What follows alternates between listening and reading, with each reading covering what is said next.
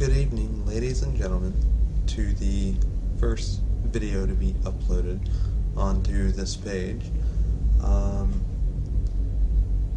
Hoping that this all goes well. If so, I should hope to have some likes and views and subscribers sometime soon. Without further ado, let's just go ahead and get this started.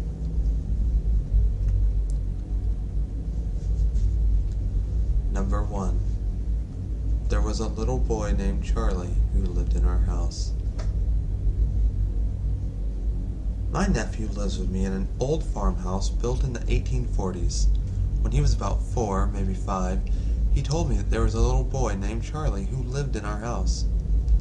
He said Charlie had never heard of video games and that Charlie's dad left him home all by himself. This was around the same time he had an imaginary friend named Mr. Cat, who was an anthropomorphic cat, so I wrote it off.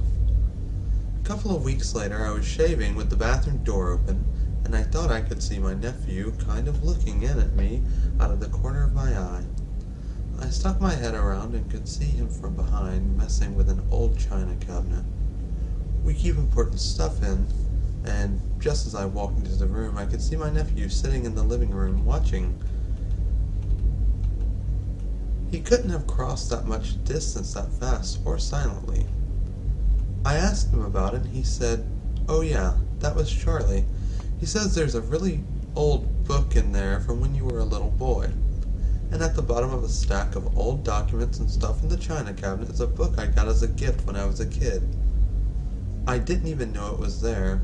It was under 2 boxes of documents and couldn't have been seen until the boxes were lifted out. The little boy didn't look like you think of ghosts. He wasn't transparent, he didn't float, he didn't look spooky. He just looked like a kid. Now I'm convinced that people see ghosts, or whatever they are, every day and don't realize it because they look just as real as we do."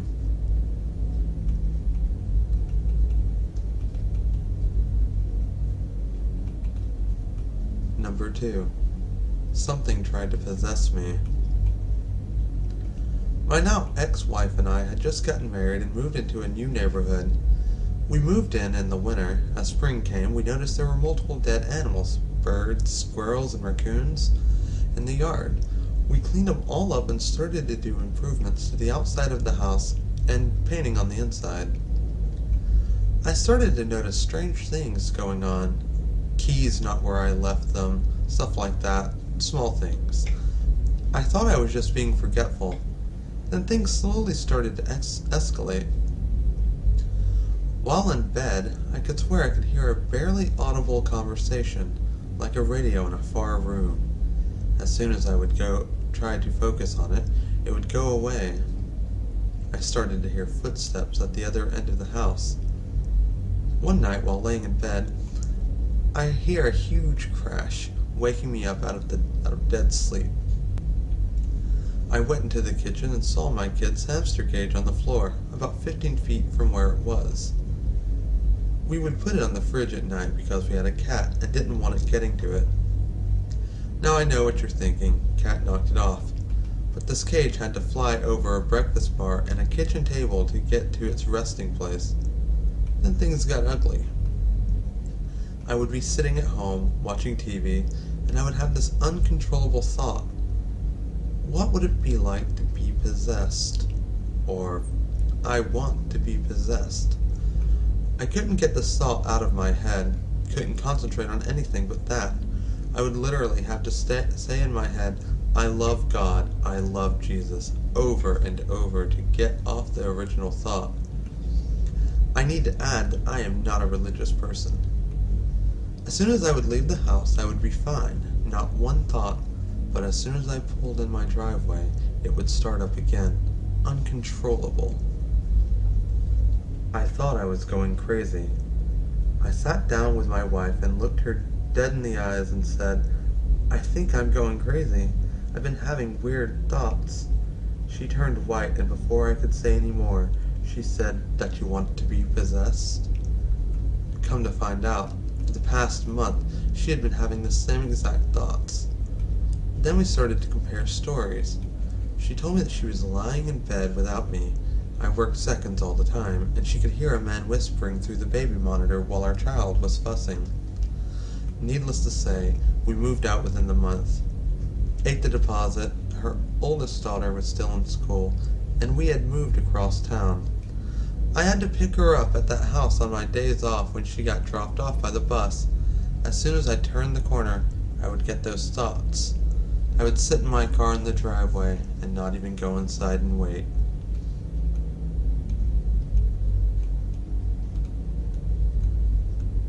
Number 3.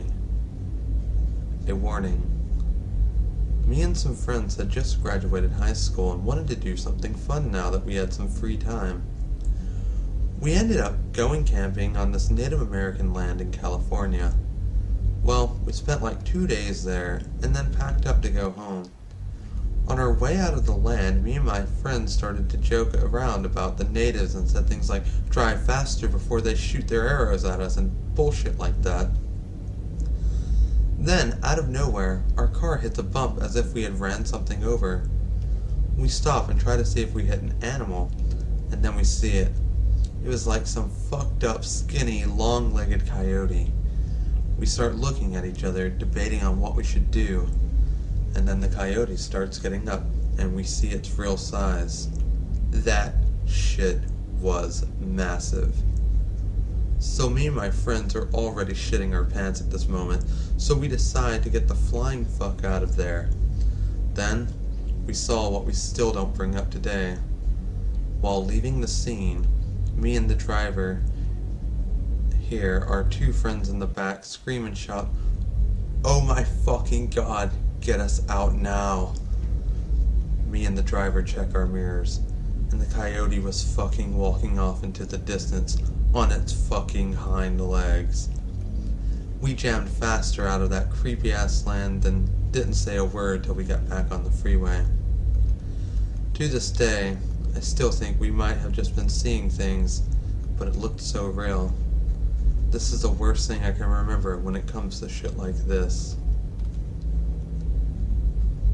A bonus to that. Lessons learned in Montana. I've learned some things since moving to Montana. 1. Don't fuck with coyotes. 2. Steer clear of skinwalkers. 3. Do not camp or hike near burial grounds.